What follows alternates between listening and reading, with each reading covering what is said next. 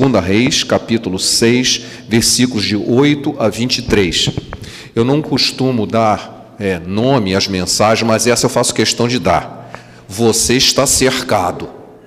O nome da mensagem é essa, você está cercado. E vocês vão entender muito bem ao ler o texto, que eu peço que leiam com muita cautela. Tem muita gente lendo a Bíblia hoje como lê post de WhatsApp. A gente lê assim e não percebe o que está acontecendo. Mas esse texto ele é muito interessante, ele é muito profundo e ele fala muito ao nosso espírito. O rei da Síria fez guerra a Israel. E em conselho com os seus oficiais, ele disse: em tal e tal lugar estará o meu acampamento. Mas o homem de Deus mandou dizer ao rei de Israel: guarda-te de passares por tal lugar, porque os sírios estão descendo para ali. Então o rei de Israel enviou tropas ao lugar de que o homem de Deus lhe falara e de que tinha o avisado, e assim se salvou, não uma nem duas vezes. Então, tendo-se turbado com esse incidente o coração do rei da Síria, chamou ele seus servos e lhes disse: não me farei saber quem dos nossos é pelo rei de Israel? Respondeu um dos seus servos: ninguém, ó rei, meu senhor, mas o profeta Eliseu, que está em Israel. Faz saber ao rei de Israel as palavras que falas na tua câmara de dormir. Ele disse: ide e veja onde ele está, para que eu mande prendê-lo. Foi-lhe dito: eis que está em Dotã. Então enviou para lá cavalos, carros e fortes tropas. Chegaram de noite e cercaram a cidade. Tendo-se levantado muito cedo o moço do homem de Deus e saído, e eis que tropas, cavalos e carros haviam cercado a cidade. Então o moço disse: ai, meu senhor, que faremos? Ele respondeu: não temas, porque são mais os que estão conosco do que os que estão contra eles. Orou Eliseu e disse: Senhor, peço-lhe que lhe abra os olhos para que veja. O Senhor abriu os olhos do moço, e ele viu que o monte estava cheio de cavalos e carros de fogo em redor de Eliseu. E como desceram contra ele, orou Eliseu ao Senhor e disse: fere, peço-te, essa gente de cegueira. Feriu-os de cegueira, conforme a palavra de Eliseu. Então Eliseu lhes disse: não é esse o caminho, nem esta a cidade. Segui-me, e guiar-vos-ei ao homem que buscais. E os guiou a Samaria. Tendo eles chegado a Samaria, disse Eliseu: Senhor, abre os olhos desses homens para que vejam. Abriu-se o Senhor os olhos, e viram, e eis que estavam no meio de Samaria. Quando o rei de Israel os viu, perguntou a Eliseu: Feri-los-ei, meu pai? Respondeu ele: não os ferirás. Fere aquele que fizeres prisioneiros com a tua espada e o teu arco. Porém a esses manda pôr-lhes diante pão e água, para que comam e bebam e tornem ao seu senhor. Ofereceu-lhes o rei um grande banquete, comeram e beberam, e despediu-os, e foram para o seu senhor. E da parte da Síria não houve mais investidas na terra de Israel. Que o Senhor abençoe essa palavra poderosa em nosso coração, amém? Não sei se todos entenderam o que estava acontecendo aqui. O rei da Síria fazia planos de guerra e Deus revelava os planos para Eliseu. E o rei pensou que fosse algum traidor da corte. Chamou os sábios e disse: vem cá, quem é que está contando tudo para o rei de Israel? Não é ninguém, não. É que tem um profeta lá chamado Eliseu, que até o que você diz no escondido do seu quarto, ele sabe. Assim, então vamos mandar prender ele. E mandaram um exército. E aí vocês viram o que aconteceu. Mas eu não quero parar aqui, não. O problema é o seguinte: quando eles cercam a cidade, o assistente de profeta, o jovem, ele olha e vê que a cidade está cercada. E ele faz o que nós fazemos também. Ai, meu Deus! Será que você já se encontrou numa situação parecida com o nosso amigo aqui? De você, de repente, acordar de manhã ou nem dormir à noite e descobrir que está cercado de problemas e de inimigos? Não uma vez, né? Se for uma vez, já é 100%, né? Mas muitas vezes nós chegamos a essa conclusão: eu estou cercado de inimigos. E era verdade, estava mesmo. Aí você, bom, mas se eu estou sempre cercado de inimigos, não é melhor sair logo desse mundo? Mas em 1 João, né, confirma isso. O mundo está na mão do maligno. Se você acha que está cercado por obras do mal, está mesmo.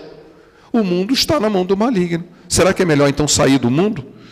Bom, a Bíblia diz que não. Jesus, em sua oração sacerdotal, ele disse: não o peço que os tire do mundo. Jesus podia pedir: Senhor, leva logo aqueles que creem em mim, leva uma vez. Não, mas que o livres do mal. A oração de Jesus não é para que a gente saia do mundo, mas que nos livres do mal. Por quê?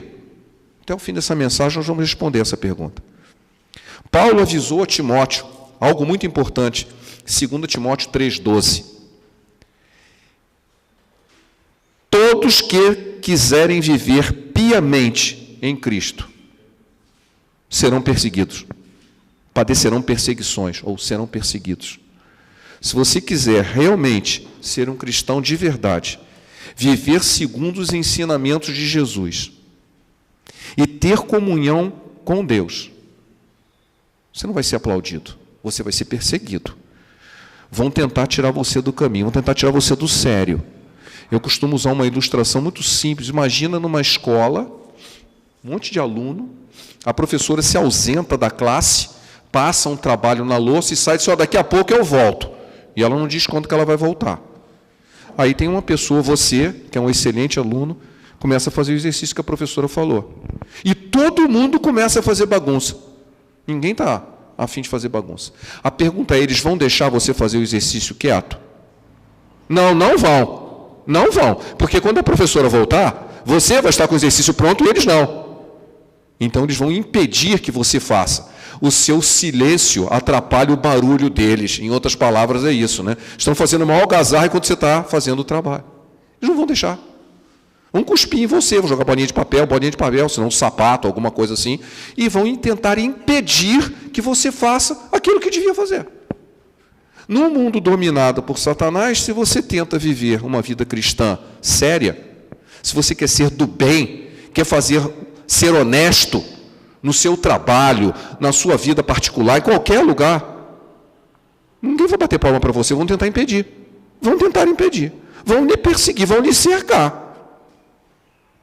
Isso mostra que nós sempre estamos cercados pelo mal. Estamos cercados pelo mal. O que fazer diante disso? Eu vou fugir? Eu vou ficar quietinho num cantinho, vou ser agente secreto de Deus. Ninguém vai saber que eu sou crente. Tem gente assim, né? Agente secreto de Deus. Ele é crente, mas ninguém sabe. O mundo espiritual sabe. O mundo espiritual sabe. Não há como ter imparcialidade. Eu costumo dizer assim: entre o céu e o inferno não tem muro, tem abismo. É isso que diz a Bíblia. Ah, se eu vou ficar em cima do muro, não vai. Porque não tem muro, tem abismo. Se você quiser ficar no fundo do abismo, é outro problema. Mas não tem como ficar assim: não, eu não tenho nada com isso, eu não faço parte disso. Faz parte sim. Ou você está de um lado ou está do outro. Então você está diante de uma guerra. Você não adianta você querer ser agente secreto. Se você é do bem, se você é do Senhor, você está cercado pelo mal. Eu conheço uma ilustração, vi recentemente, gostaria de compartilhar com os irmãos, tem um seriado na TV a respeito de um grupo de heróis da Segunda Guerra Mundial, um grupo de paraquedistas. É uma tropa de elite, tropa de assalto. Um grupo de paraquedistas são feitos para ser jogado no meio do inimigo, para destruir algum objetivo específico, ou para impedir que o inimigo passe, ou para tomar uma ponte. Tem um alvo específico lá, ele é jogado no meio do inimigo, ele cai de paraquedas, normalmente à noite, para fazer um trabalho estratégico. E esse seriado na televisão se chama Band of Brothers. Se quem quiser pode ler aí, quem pode estar na TV paga, tem aí, no TV a cabo tem. Eu assisti um capítulo, e foi suficiente para inspirar o meu coração. Ele descreve um momento em que já havia tido o desembarque na Normandia, os aliados já tinham conquistado parte da França, já estavam a caminho da Alemanha, e há um contra-ataque nazista conhecido como Bulge Battle, a Batalha das Ardenas. O exército alemão irrompe com tanques, corta a linha aliada e divide o exército em dois e começa a cercar uma parte do exército aliado. As pessoas, percebendo isso, começam a fugir. Começam a fugir para não serem cercados. E aí o general Patton, que era chefe do grupo de tanques, antes que o tanque chegasse, porque eles estavam longe, ia demorar muito tempo, ele envia o Band of Brothers para lá. Um grupo de paraquedistas de elite, que estava já em terra, já tinha acabado a sua missão, ele envia eles para essa batalha. E eles vão, a pé, em direção ao inimigo que está cercando. E no caminho eles cruzam com a tropa que vem fugindo. A tropa que vem fugindo vê eles indo na direção contrária, direção do inimigo. E assim, cara, o que vocês estão indo fazer lá? Vocês vão ficar cercados. A resposta deles foi maravilhosa. Nós somos paraquedistas, nós somos sempre cercados. Essa frase, quando eu ouvi aquilo, meu coração... Esse é o papel do crente. Você é um paraquedista, amigo. Você está sempre cercado. Você pode estar em terra, mas você é sempre cercado. Porque se for jogado no meio do inimigo, como eu não vou lutar na batalha? Eu estou sempre cercado. Eu vou ter medo de quê? Vou cercado? Esse é o meu estado normal. Nós somos paraquedistas, nós somos sempre cercados. E eles foram para lá. E eles seguraram o inimigo até as tropas de tanques chegarem e libertarem aquele povo lá. E deu tudo certo. Por isso que eles são heróis, né? Por isso que fizeram o filme sobre eles. Porque eles encararam. Estamos sempre cercados. Somos paraquedistas. Vamos voltar ao texto inicial. O nosso amiguinho, cujo nome aqui não é citado, mas ele se chama Gease, porque ele aparece em outros episódios não muito legais para ele. Ele está em pânico, você percebe que ele está tremendo, ele começa a gritar, ai meu Deus!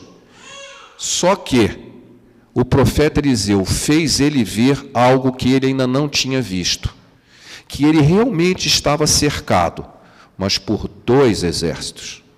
Um que era visível, e ele podia ver, e ele ficou assustado. E outro que era invisível, e que ele precisava aprender a ver. O profeta deu uma ajudinha, orou por ele. Senhor, abra os olhos para que ele veja. E o Senhor abriu os olhos espirituais. E ele viu.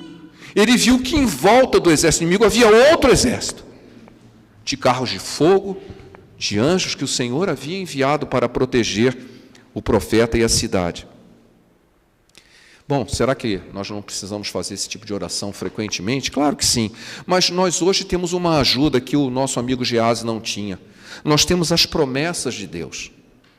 Não sobreveio a vós nenhuma tentação senão humana, mas fiel é Deus, que não vos deixará tentar acima do que podeis. Antes, junto com a tentação, vos proverá livramento, de sorte que a possais suportar.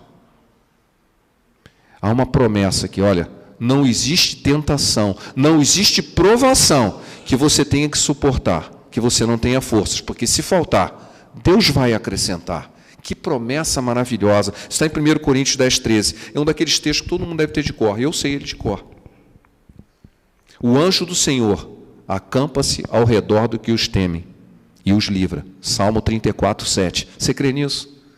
Vai precisar orar para ver os anjos de volta, ou você crê que eles já estão lá mesmo que você não vê, e não esteja vendo? Tenho-vos dito isso para que em mim tenhais paz. No mundo tereis aflições, mas tende bom ânimo, eu venci o mundo. Quanta promessa maravilhosa! Mas mesmo assim, meus irmãos, mesmo assim, muitas vezes nós somos fracos, somos humanos, precisamos da graça de Deus, precisamos que Deus venha e confirme. E eu tenho certeza que se você buscar, Ele vai confirmar no seu coração, além das promessas, Ele vai te dar uma experiência. Eu já tive algumas, e eu quero contar uma. No início do ano 2000, eu passei uma fase muito difícil da minha vida. Em 2003 eu tive um infarto, e em 2005 eu estava passando por uma luta pessoal muito grande. E eu fui num congresso da minha área, num congresso importante, mas ele se revestiu de ser mais importante porque ele era na Grécia. Então eu pude conhecer as cidades bíblicas de Atenas e Corinto. Foi uma benção. Mas aconteceu algo. Além da visita, né, aconteceu algo. Quando eu estava em Atenas, o congresso já tinha terminado, era o último dia, eu fui visitar um sítio arqueológico chamado Ágora Romana. Ágora é um tipo de um calçadão, né? Uma feira, né? Uma rua de pedra com casas de um lado e do outro, que são vendas, e que normalmente terminava num templo. Então, saía do templo e tinha aquela rua de comércio para as pessoas. Uma ágora, uma feira. O templo já não existia mais, ele havia sido reconstruído, apenas uma réplica, para as pessoas terem uma ideia de como era, mas a ágora era original. E ela terminava, era uma rua como isso aqui assim, né? E terminava, uns 100 metros lá, numa cerca, onde começava a cidade. Tinha umas ruas lá e a cidade começava lá. Eu fui tirar fotos daquele templo, que não era o original, eu me abaixei com a minha câmerazinha, e quando me abaixei, eu dei de cara com um cachorro. De repente eu vi, tinha um cachorro, ele era desse tamanho assim, um cachorro bege, assim, maior do que um labrador. Não sei que raça que era, mas era grande. Ele estava bem assim na minha cara, quase me beijando, assim. Eu olho assim, tem uma cara de um cachorro bem assim na minha cara, levei aquele susto, me levantei assim, mas não fez nada. Me levantei, assim, fiquei meio assustado e voltei para a ágora. E haviam vários turistas, eu estava com uma filmadora pendurada no pescoço, com a câmera na mão, haviam vários turistas andando pela ágora, né? E eu comecei a escutar um latido de cães, muitos cães, uns 20. Juntaram uma matilha de cachorro assim e começaram a latir fortemente rumo à minha direção. Estava a rua aqui, estava vindo exatamente na minha direção assim, gritando. A cerca era uma cerca assim, psicológica, daquela só para dizer, ó, aqui tem uma cerca, mas você podia passar por ela facilmente, né? Não impedia a passagem, muito menos por um cão, né? Passaria por ali fácil. Mas, por estranho que pareça, eles não passavam da cerca. E, de repente, eu percebi que, além daquele latido, haviam outros latidos bem ao meu lado. Quando eu olhei, o tal cão, que antes quase me beijou, ele estava do meu lado direito. E à minha esquerda tinha um outro igualzinho a ele, preto. Ele era bege, 2 cães, enormes. E eles latiam contra os cães que estavam lá. Eram 2 contra 20. E eles latiam, o cão ameaçava entrar e voltava, ameaçava entrar e voltava e latia. Os turistas que estavam aqui, saiu todo mundo correndo, foi todo mundo embora. Não sei o que está acontecendo. Eu achei aquilo estranho, assim, gente, o que é isso, né? Como eu sou um engenheiro, né? Vamos fazer um teste aqui. Eu dei 4 passos para trás e saí para a direita. Os cachorros vieram junto comigo, como se tivesse grudado em mim. Que está brincando. Fiz de novo, dei mais 4 passos para trás e vim para a esquerda. Eles, de novo, eles grudaram em mim e começaram a latir, grudaram. Eu disse, gente, o que está acontecendo? Aí eu peguei e falei, eu vou filmar esse troço. Quando eu meti a mão na filmadora para filmar, eu escutei que o latido foi diminuindo, eu vi os cachorros sumindo, sumiu. Quando eu olhei os 2, não estava mais. Mas que coisa estranha. Voltei para casa, na semana seguinte, fui visitar minha filha, que estudava em Londrina. Meu avião, fui até lá, fui buscá-la na escola, pegamos um ônibus, estava voltando para casa, eu estava de pé no ônibus, e ela aqui do meu lado, eu conversando com ela, e eu contei exatamente isso que vocês acabam de ouvir. Logo em seguida, vagou um banco à minha direita. Eu estava aqui, o banco vagou aqui à minha direita, eu me sentei, e tinha um senhor sentado no mesmo banco na janela. Eu me sentei, ele virou assim, eu ouvi tudo que você falou. O anjo do Senhor, o Senhor enviou o seu anjo para mostrar que ele estava com você. E começou a falar em línguas, e começou... Não sabia nem o que falava, eu disse, que isso? Eu não tinha nem palavras para dizer o que estava acontecendo. Como assim? Esse homem nunca me viu na vida, ele não sabia quem eu era, não sabia meu nome, nada. Ele falou assim, o Senhor enviou o seu anjo para mostrar que ele está com você. Eu fico pensando se ele não era o meu Eliseu da vida, né? Sim, eu estava cercado por exércitos inimigos. Mas naquele momento, eu tive certeza, se já não bastasse conceitualmente você conhecer a palavra e saber que o Senhor está com você, alguém me disse claramente, o que você viu foi uma demonstração de que Deus está com você. Ele está te defendendo. Vem muitos ataques, mas você está sendo defendido. Como se comportou aquele rapaz? Ele estava entendendo o que estava acontecendo? Lá do Gease. A gente, às vezes, se pega só nesse versículo. Abre, Senhor, os olhos para que eu veja. Aquilo foi só uma pequena parte do que estava acontecendo. Prestem atenção na tolice que o rei falou. O rei disse assim, como é que eles sabem tudo o que eu faço? Aí alguém disse para ele, tem um profeta lá que Deus revela tudo para ele, até o que você fala no seu quarto. Então eu vou mandar prender ele. Mas você acha que ele não ia saber? Você acha que Deus não ia falar para ele, só tem um exército vindo aí te prender? É lógico que ele sabia. Por que ele não fugiu? Porque Deus falou assim, olha, vem um exército aí, se manda. Ele ficou. Por quê? Porque Deus não falou só para ele, se vem um exército aí, fica tranquilo aí que eu tenho um propósito nisso. Eu tenho um propósito nisso. Tem um exército nosso aí que vai ajudar, não a te defender, mas a cumprir um propósito. E ele disse assim, olha, eu clamo para que haja cegueira, mas não é uma cegueira física. Não é uma cegueira física. Os caras chegam na cidade assim, eu quero prender o Eliseu. Aí o próprio Eliseu chega e pensa assim, não é esse o homem que você está querendo, não é essa cidade não, vem comigo que eu vou levar vocês lá. E os caras seguem ele. Ficaram abobalhados. Ficaram totalmente abobalhados. Eles foram prender. Naquela época não tinha foto, né, digital, porque assim, é você. Não. É? Você sabe onde é que está? Sei. Me siga. Ele levou eles para o centro da cidade inimiga. De repente, Senhor, abre os olhos. Quando eles te veem, estão cercados de inimigos. O rei de Israel chega assim, que maravilha que você trouxe o exército inimigo para mim. Posso matar todo mundo? Ele disse, não. Você mata com a sua força. Essa aqui não é a sua força. Em vez disso, você vai servir pão e água.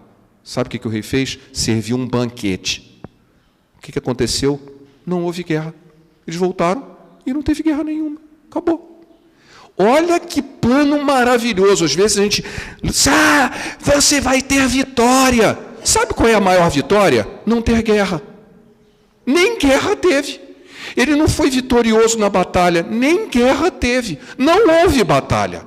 Porque o Senhor fez o seu propósito. Alguém teve que confiar. Se ele tivesse fugido, quero que ele pudesse, tem um exército vindo aí, eu vou ficar aqui não. Ia continuar a guerra. Ele confiou no Senhor. E Deus tinha um plano. Mesmo quando nós estamos cercados, Deus tem um plano. Creia nisso. E dali ele confiou no Senhor, de que eram mais os que estavam com ele, que estavam contra ele. E nem houve guerra. Todo mundo... Deus não se gosta de guerra. Às vezes, porque guerra, vamos lá. O ideal é a paz. Por isso é que o povo de Deus sempre se cumprimenta com shalom. Shalom significa paz. É um Deus de paz. Eu não quero guerra. Não existe nada melhor para encher o inferno do que uma guerra. Um monte de gente morre sem Cristo e vai para o inferno. Guerra não é uma coisa que Deus deseja. E ele usou o seu servo, que confiou nele. Se vem uma tropa aí de exército para cercar você. Mas você crê que existe uma outra força ao seu redor? Creio. Então você vai cumprir o meu propósito. É só assim que nós realmente podemos cumprir os propósitos do Senhor. Quando nós tivermos a certeza que nós estamos sempre cercados, mas por dois exércitos. Aqueles que se opõem a você ser um cristão sério e ter comunhão com Deus. Aqueles que são da força do mal, que vão tentar impedir que você seja canal de bênção. E aqueles que estão fazendo exatamente o contrário, que vão te ajudar a ser canal de bênção. E diz o profeta que são mais os que estão a nosso favor do que os que estão contra. Você crê nisso? Quando você tiver certeza que você está cercado pela graça e pela misericórdia do Senhor, a paz de Deus, que excede todo o seu entendimento, vai guardar o seu coração e a sua alma em Cristo Jesus. A promessa de Filipenses 4:7. Para terminar essa meditação, eu quero que a gente leia um texto em Romanos, que todo mundo sabe alguns pedacinhos de cor, mas que eu quero que a gente leia. Romanos, capítulo 8, versículos 33 a 39.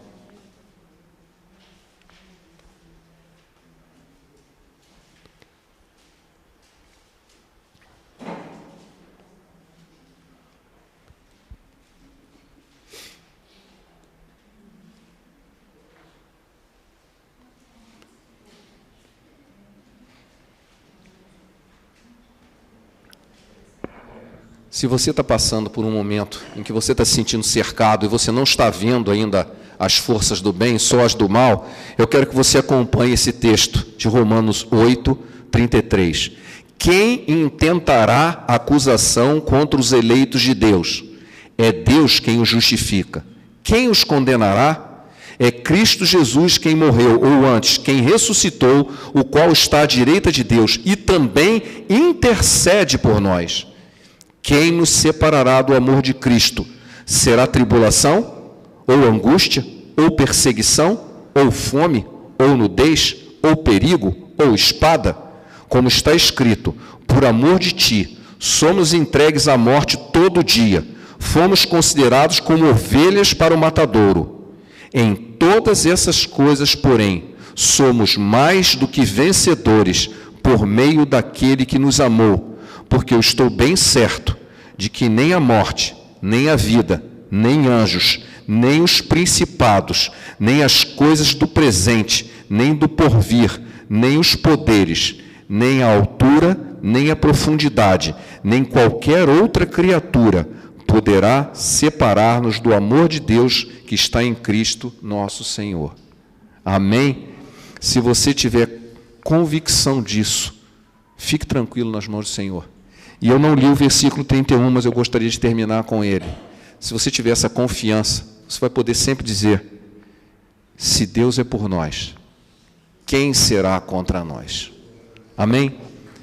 Pai, obrigado, porque a Tua palavra nos inspira, a Tua palavra nos fortalece, e que a Tua presença esteja sempre conosco, que saiamos daqui cheios do Teu Espírito, com o coração alegre, na certeza, ó Pai, de estarmos cercados, sim, pelo mal que está dominando esse mundo, mas acima de tudo, ó Pai, os que estão conosco são mais do que estão contra nós, que a Tua presença nos abençoa, nos protege, nos guarda e nos faz parte de um plano maior, um plano, ó Pai, onde o Teu nome é glorificado e tudo, ó Pai, que tens planejado será realizado, porque a Tua palavra nos diz e nós confiamos nela. Nós Te louvamos, Te agradecemos por isso e Te pedimos que esteja conosco no retorno da nossa casa. Em nome de Jesus Te pedimos. Amém.